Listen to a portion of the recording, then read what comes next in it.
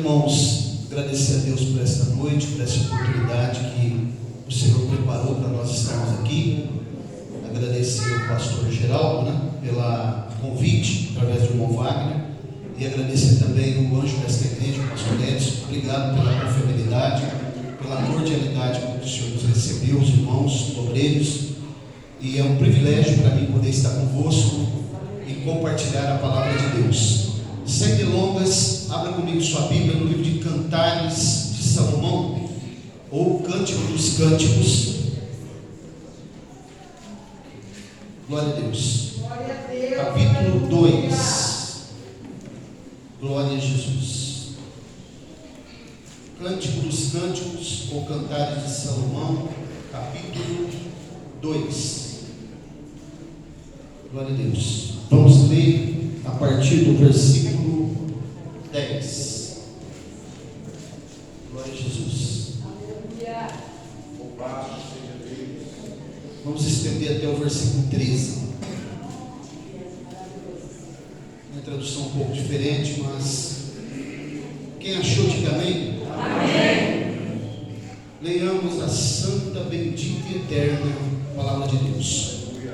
O meu amado falou e me disse: levanta-te, meu amor, formosa minha, e vem, porque eis que passou o inverno, a chuva cessou e se foi, as flores aparecem na terra, e o tempo de cantar dos pássaros chegou, e a voz da rolinha ouve-se em nossa terra. A figueira já deu seus figos verdes, e as videiras com suas uvas macias exalam um bom aroma. Levanta-te, meu amor, formosa minha, e vem. Quem pode dizer amém? Amém. Deixe tomar vosso assento.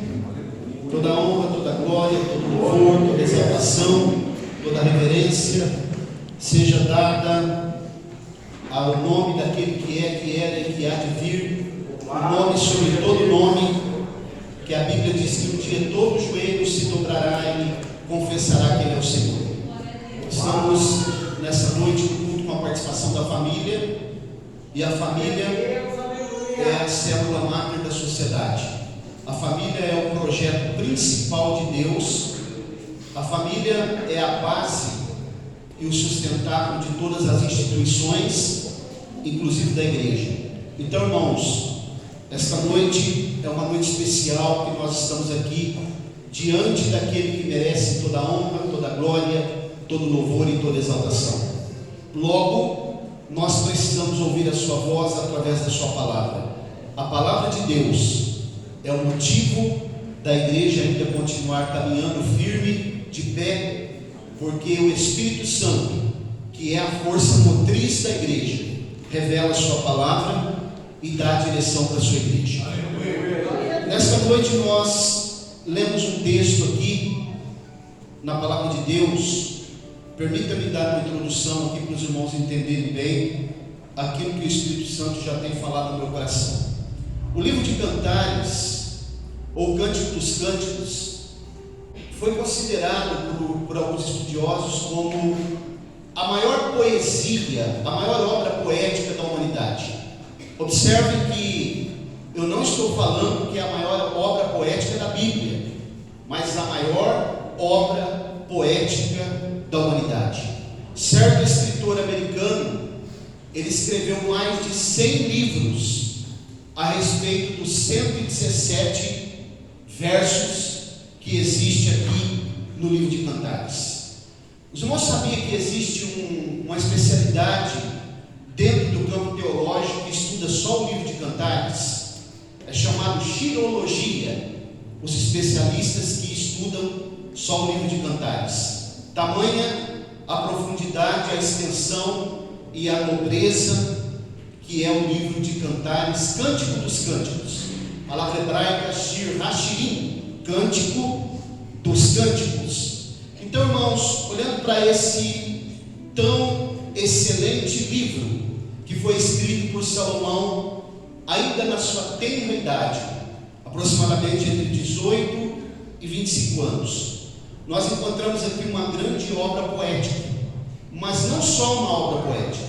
Nós encontramos aqui também muitos textos que são escatológicos e tipológicos, como esse que nós acabamos de ler, que eu quero aqui, dentro do tempo que me foi concedido, falar aos irmãos, expor aos irmãos, para que nós possamos nessa noite entender um pouco mais e saber quanto é próxima, iminente, a volta de Jesus para buscar a sua noiva, a sua eleita, a sua escolhida, aquela que é queimada pelo sol da justiça, aquela que é a sua representante legal aqui na terra. Então, convido você aqui nessa noite para que você possa estar atento e possa acompanhar comigo aqui. Eu vou discorrer algumas coisas em síntese, porque aqui é algo muito profundo e muito extenso, que nós precisaríamos de muito mais tempo para trazer aqui. Esse texto que nós acabamos de ler é um texto escatológico. Observe que o verso 10, a expressão que ele traz aqui, e para que você possa entender, permita-me também deixar aqui nessa noite, ainda dentro dessa introdução, o pano de fundo histórico com que foi escrito e desenvolvido o livro de Cantares. Todo o cenário do livro de Cantares, ele se desenvolve em um momento em que Salomão, ele tem um diálogo, um relacionamento com a Sulamita. Observe que eu não estou falando de Sunamita. Sunamita é alguém que vem da cidade de Sunem. Sulamita é o nome próprio, que é o feminino de Salomão. A palavra Salomão significa aquele que é detentor da paz, vem da raiz Shalom. A palavra Sulamita significa aquela que possui a paz. Por isso ela é um tipo da igreja e ele é um tipo de Cristo, porque Cristo é o príncipe da paz. Então, irmãos, todo esse cenário acontece quando ele vai até um lugar chamado Baal Ramon, que ele tinha uma das suas vinhas, porque ele possuía muitas vinhas em Guete e em outros lugares, mas esse lugar chamado Baal Ramon, que significa multidões, pai das multidões, que tipifica a igreja nesse mundo, nas multidões que compõem o mundo. Ela é luz do mundo, ela é sal da terra, ela é a coluna e firmeza da verdade, e como eu já disse, ela representa Cristo aqui na terra. Então, diz a história que Salomão ele vai até esse lugar chamado Baal Ramon, porque ele precisava verificar uma das suas vinhas, e a vinha que ele mais tinha apreço, porque veio a sua notícia até ele, que aquela vinha não estava sendo bem cuidada, e ele já havia contratado guardas para cuidar daquela vinha. Então diz a história que ele se veste de pastor, e ele vai até aquela vinha, mas quando ele chega lá, ele não é reconhecido, e diz a história que ele é barrado de entrar na sua própria propriedade. Então me lembro aqui agora da igreja de Laodiceia, uma daquelas 7 igrejas da Ásia Menor, no livro do Apocalipse. Jesus estava para o lado de fora da sua igreja, ele é o dono da igreja, mas ele diz: eis que estou à porta e bato, se alguém ouvir a minha voz e abrir a porta, entrarei em sua casa, cearei com ele comigo. Observe que o dono da igreja estava para o lado de fora. Então aqui também podemos lembrar que Jesus, quando chega a Israel, quando ele nasce e ele vem, eles estavam aguardando, como ainda estão até hoje, o Mashiach, o Messias, mas eles não o reconhecem como Messias, e até hoje eles ainda continuam esperando. Ele também foi rejeitado pelo seu próprio povo. Então por isso Salomão é um tipo de Cristo, e ali nesse lugar chamado Baal Ramon, ele conhece a Sulamita, que é uma moça, uma camponesa que estava trabalhando na sua vinha. Quando ele se revela que ele era o rei Salomão, então ele a conduz ao palácio, e ali ele acaba depois casando-se com ela, e ela se torna então um tipo da igreja, a noiva eleita, aquela que vai casar-se com Jesus, porque a palavra casamento significa aquela que é recebida em casa. A igreja será recebida na Nova Jerusalém, e está muito próximo. Tudo nos mostra que Cristo já volta. Se você ainda não está preparado, prepare-se. Jesus está voltando para buscar um povo especial,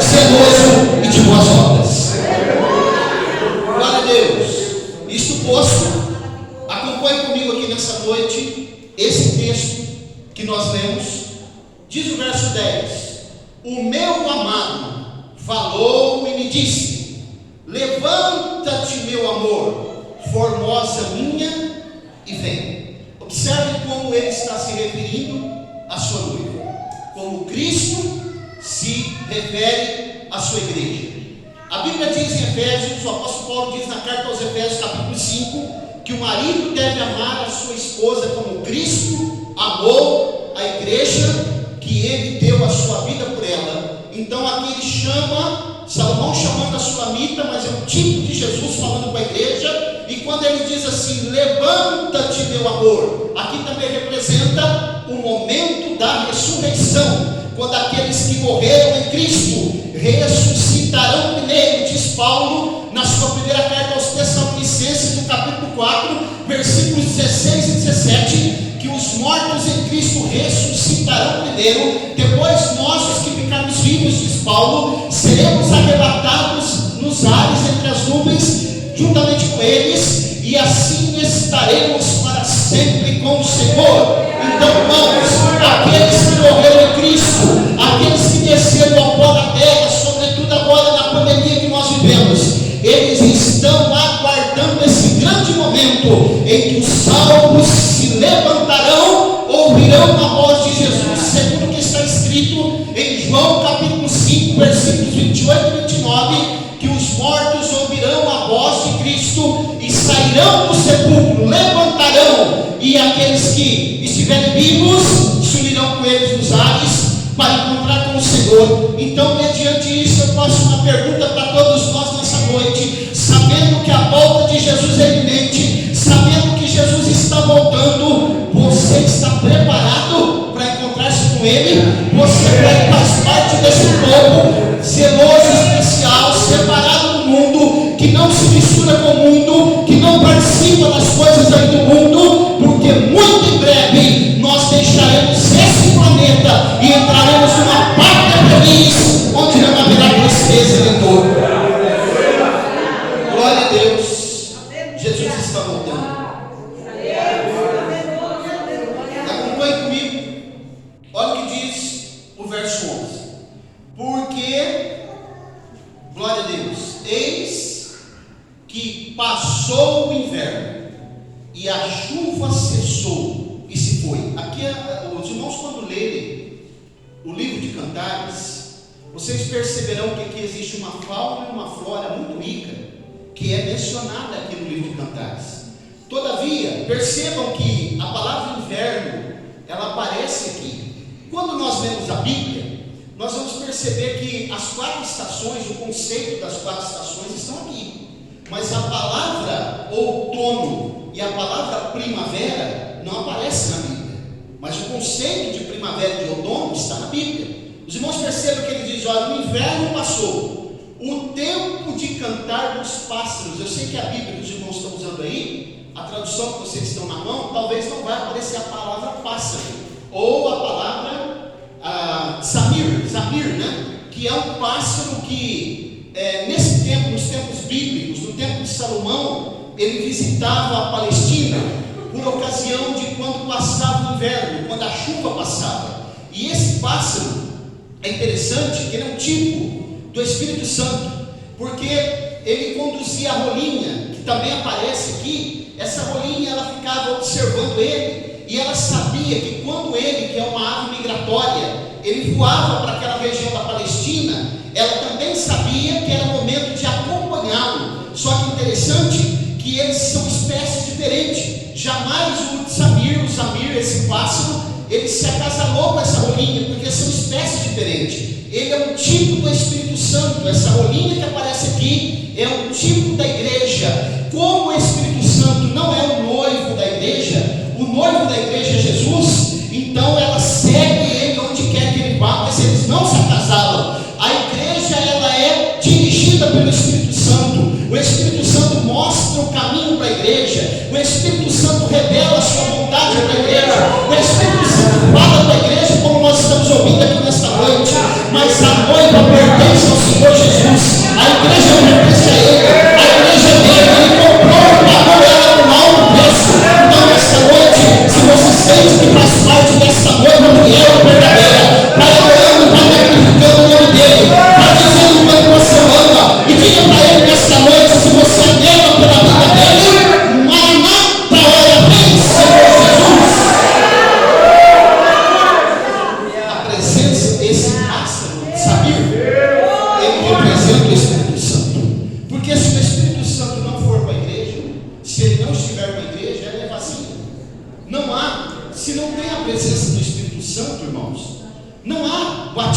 Espírito Santo.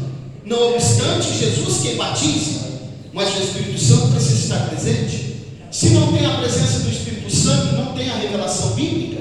Se não tem a presença do Espírito Santo, a igreja não anda com segurança. Se não tem a presença do Espírito Santo, a igreja ela não fica sensível. Se não tem a presença do Espírito Santo, não há manifestação de Deus na igreja. Se não tem a presença do Espírito Santo, a igreja não é consolada. Se não tem a presença do Espírito Santo, a igreja não é ensinada. Se não tem a presença do Espírito Santo, Jesus não é glorificado, porque a igreja glorifica Ele através do Espírito Santo. Mas se tem a presença do Espírito Santo, então a igreja glorifica o nome do Senhor. Se tem a presença do Espírito Santo, tem batismo do Espírito Santo. Se tem a presença do Espírito Santo, a direção é certa. Se tem a presença do Espírito Santo, a revelação da sua palavra. Quantos creem que o Espírito Santo está aqui nesta noite? Você pode adorar o Senhor nesta noite, porque Ele disse: eis que estarei convosco todos os dias até a consumação dos séculos. O Senhor Jesus está aqui nesta noite, representado pelo Espírito Santo. Então, pode adorar o nome de Jesus, pode glorificar o nome de Jesus. Jesus está voltando, tudo nos mostra que Cristo já volta e vai ser está muito próximo. O escritor aos Hebreus, no capítulo 10, versículo 37, ele diz: porque ainda um pouquinho de tempo, o que há de vir virá e não tardará. Jesus está voltando para buscar a sua igreja. Se você não está preparado, prepara-te nesta noite. Glória a Deus. O tempo de cantar chegou. Passou o inverno, passou a chuva. Você sabe o que tipifica inverno na Bíblia? Tempo de dificuldade, perplexidade, angústia, solidão. E nós podemos fazer até aqui uma aplicação para nós nessa noite. Você já passou por algum inverno na sua vida? Dificuldade, solidão, problema, perplexidade. E eu sempre gosto de fazer uma metáfora, pastor Edson, sobre os amigos andorinha. São aqueles amigos que estão conosco no verão. Quando nós estamos, pastor Geraldo, temos dinheiro, temos saúde, estamos bem. Os amigos andorinhas estão conosco. Mas quando vem o inverno, eles fazem como as andorinhas. Eles migram para outros lugares e nos abandonam. Eles são aves de arribação, aves migratórias. Eles não ficam conosco durante o período do inverno. Os amigos que nós vamos arrebanhar durante a nossa vida, pode fazer o teste. Talvez por toda a nossa vida nós não vamos encher uma mão assim de amigos. Não estou falando de colegas, estou falando de amigos. Talvez nós não encheremos uma mão, mas o nosso amigo fiel, que a Bíblia diz que é mais chegado que o próprio irmão, ele está aqui nesta noite. O Senhor Jesus, Ele não nos abandona, Ele não nos deixa à mercê da sorte. Ele está conosco no monte, no vale, na tristeza, na alegria, no deserto, na perplexidade, nos momentos de tribulação, nos momentos de cataclisma. Quando todos nos abandonarem, o Senhor estará próximo de nós e nos dará segurança. Por isso, nesta noite, estamos aqui para adorá-lo e dizer o quanto Ele é importante para nós. Você tem pensado na vinda de Jesus ultimamente? Você ainda acredita que Jesus vai voltar? Porque esse tipo de mensagem, pastor, sumiu no mundo. Essas mensagens são tidas como aquelas mensagens proibidas. Não se fala mais quase de arrebatamento da igreja. Não se fala mais de arrependimento. Não se fala mais de mudança de caráter.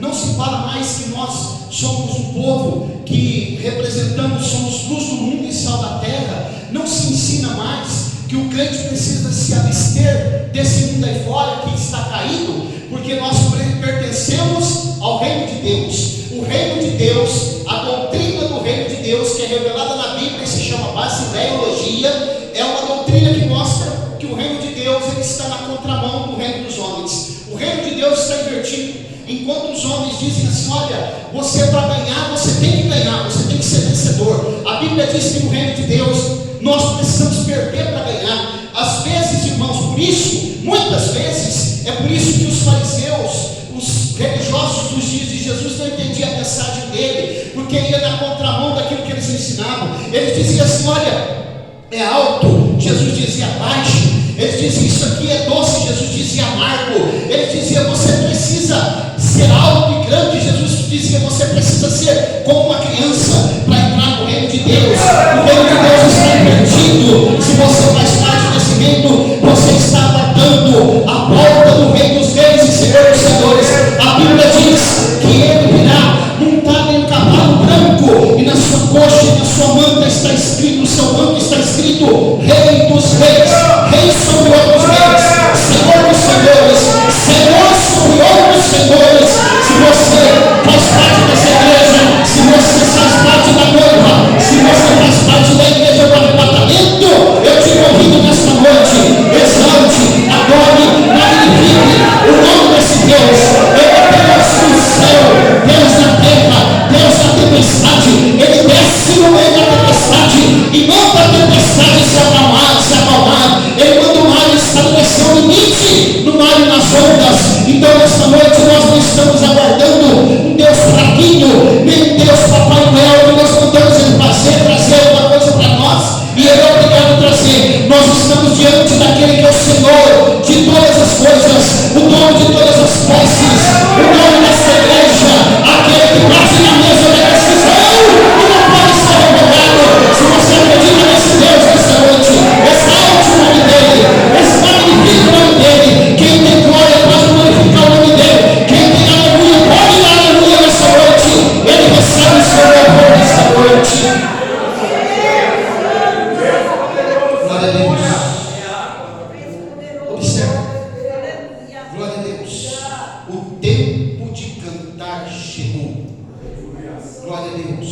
Canto nos pássaros. Samir, chegou. A rolinha ouve-se em nossa terra. Verso 13. A figueira, preste atenção nessa palavra, já deu seus figos verdes, e as videiras com suas uvas maduras exalam bom aroma. Levanta, olha aqui, vai aparecer a palavra levanta-te de novo, tipo da ressurreição. Levanta-te, meu amor, formosa minha, e vem. Glória a Deus. Então aqui, irmãos, essa palavra figueira dentro da Bíblia tipifica a nação de Israel. Nós podemos fazer um paralelo aqui com o capítulo 21 do evangelho que escreveu o evangelista Lucas, quando ele diz, Jesus, numa das parábolas mais emblemáticas, ele diz assim: olhai para a figueira, mas olhai também para as outras árvores. Quando virdes que ela começar a florescer, então próximo estará o verão. Glória a Deus. Então os irmãos percebam: olhai para a figueira, mas olhai também para as outras árvores. Quem são essas outras árvores? A figueira é Israel. Essa figueira já floresceu em maio de 1948, quando Deus, ali na sede das Nações Unidas, Deus levanta um homem chamado Oswaldo Aranha, um brasileiro, e ele vai dar o voto de Minerva, para que Israel possa ser considerado como Estado. Glória a Deus. E a figueira floresce. Olha que grande sinal escatológico. Mas quem são as outras árvores? São as 12 nações árabes que circundam, que cercam a nação de Israel. Se você olhar no mapa, você vai perceber um pontinho vermelho, pequenininho, que é Israel. E as outras nações todas gigantes. E eles ainda dizem que aquela terra pertence a eles, mas aquela terra pertence a Israel, porque foi Deus quem deu. Glória a Deus. Um dia, Abraão chega num determinado lugar, na caverna de Macpela, e ele compra por 400 ciclos de prata aquela caverna, e ele recebe uma escritura para que ele pudesse sepultar a sua esposa Sara. Quando ele compra aquela escritura, isso é registrado não só pelos homens, mas na eternidade, e ele passa a ter o direito daquela terra. Glória a Deus. Então está registrado a terra de Israel. A figueira já floresceu em 1948.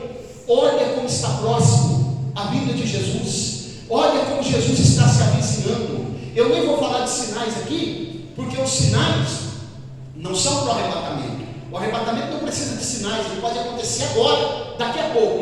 Quando a Bíblia fala de sinais, está falando da segunda vinda, que é chamada parúzia, quando ele vem visivelmente para derrotar o anticristo. O arrebatamento ele só vem até as nuvens, e ele vem para arrebatar a sua igreja. A palavra harpazo, arrebatamento, só aparece uma vez em 1 Tessalonicenses capítulo 4, só uma vez. Depois, quando fala da vinda de Jesus, vai aparecer a palavra parousia. Sempre parousia se referindo à segunda vinda, à segunda etapa, que ele vem visível com todos os anjos e ele pisa sobre o Monte das Oliveiras. Isso é confirmado em Zacarias capítulo 14. Então, irmãos, partindo desse pressuposto, a figueira floresceu, as nações, as outras árvores de Lucas 21 são as nações árabes.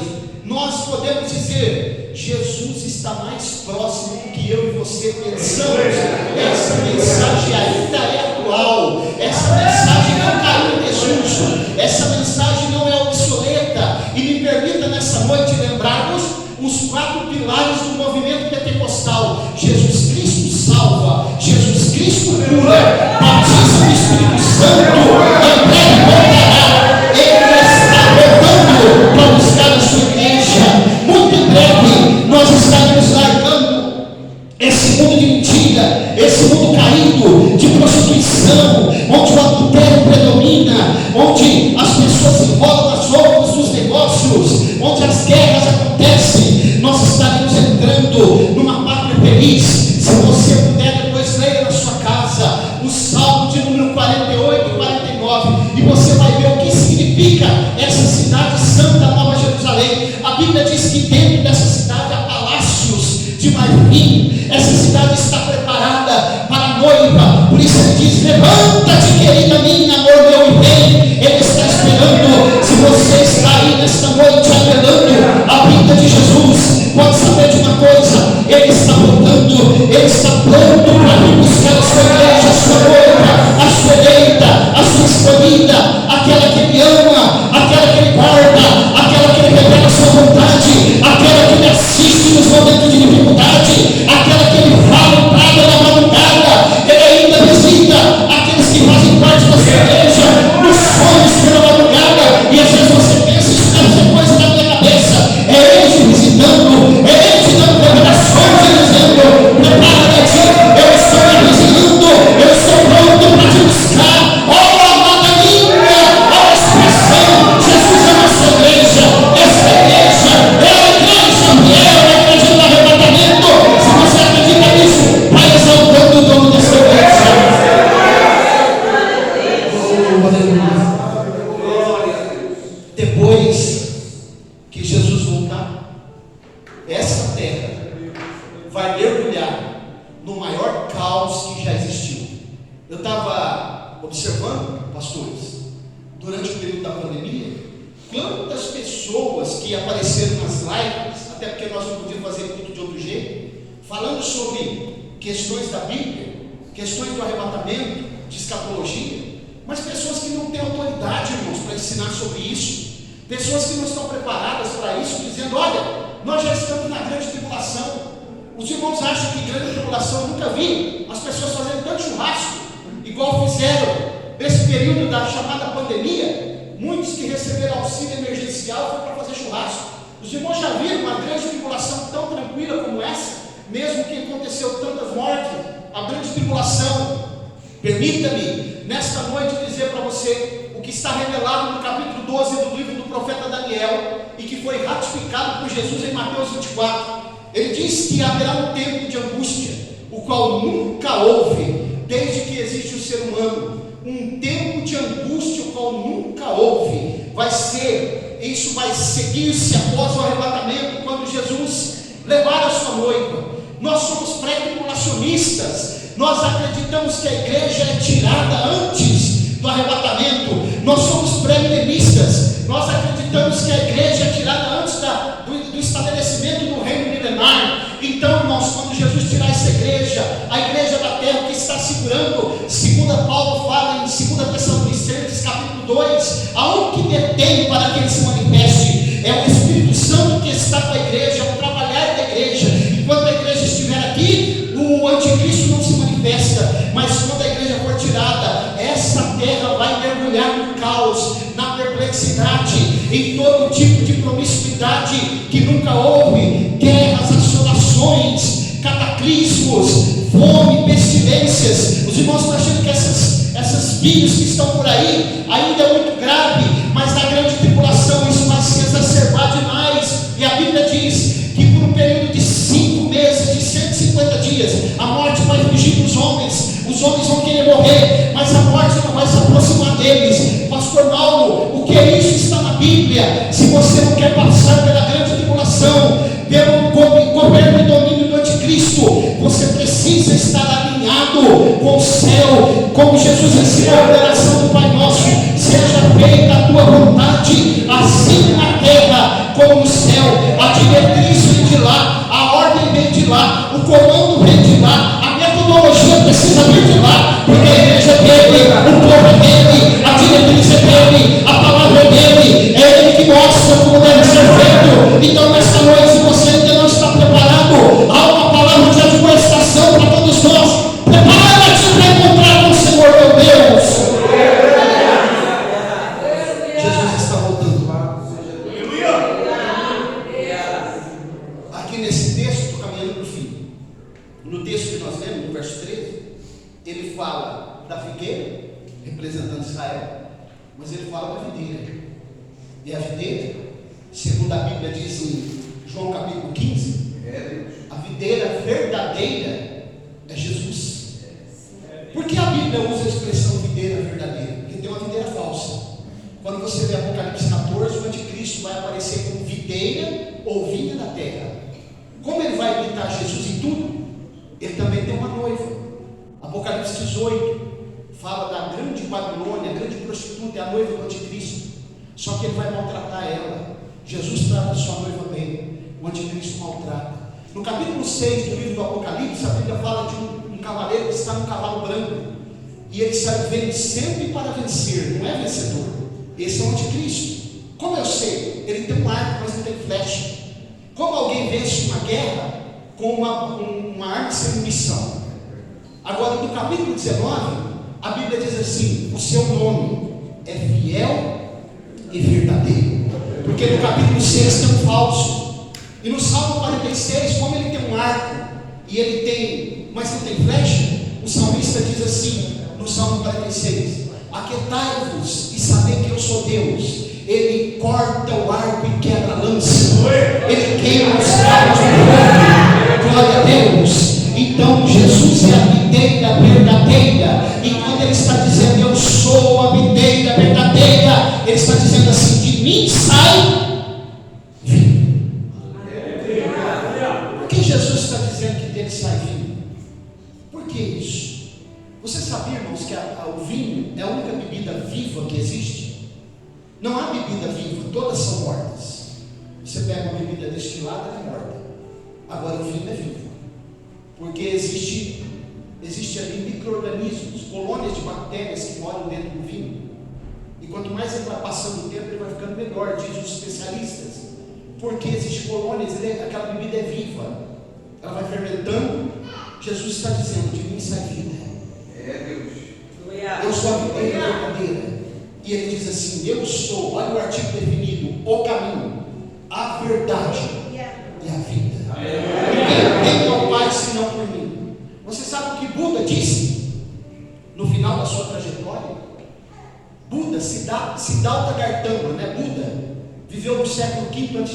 Ele disse assim: pastor, eu não sou a verdade, ainda procuro esta verdade. Jesus disse: eu sou a verdade e a vida. Você vai ler o Evangelho que escreveu João, você vai perceber duas coisas especiais. Primeiro, que o Evangelho que escreveu João é o único que chama Jesus de eu sou. Segundo, que é o Evangelho das águas. Quase todos os capítulos que escreveu o evangelista João aparece água. E em João capítulo 15 ele diz: eu sou a videira verdadeira, meu Pai é o lavrador. Glória a Deus. Glória a Deus. Se você estiver em mim e eu em vós. Aí ele diz assim: olha, vós sois as varas, mas essas varas precisam estar ligadas na videira. precisa dar muito fruto, porque se não der fruto, o próprio Jesus disse que ela é cortada e lançada no fogo. Ele limpa as que dá fruto para que ela dê mais fruto, mas a que não dá fruto é cortada. Isso me faz lembrar de uma outra figueira, que quando Jesus vai passando, não tinha fruto. E a Bíblia diz que Jesus dá uma ordem, o Criador daquela figueira, e diz assim: nunca mais haverá fruto em ti. E quando eles voltam no outro dia, a figueira havia secado.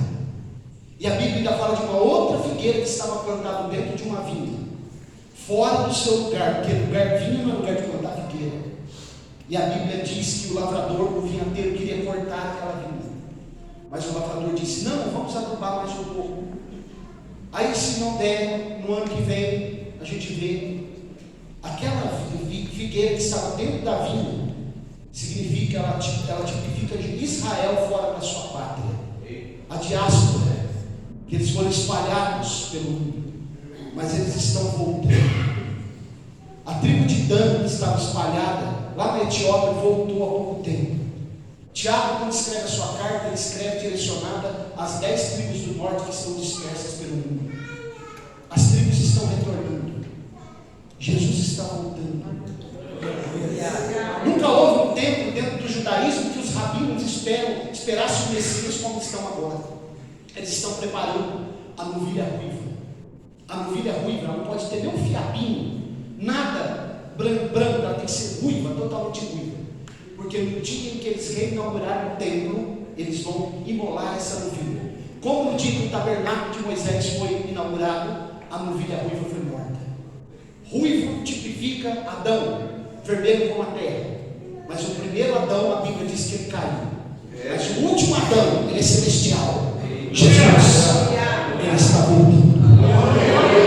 E aqui eu termino essa reflexão e digo para essa igreja nesse endereço: a mensagem que eu acabei de pregar aqui, meu pastor, não foi para a igreja dos dias de Jesus, não foi para a igreja que está lá onde eu congrego, foi para esta igreja nesse endereço. Quem tem ouvidos para ouvir, ouça.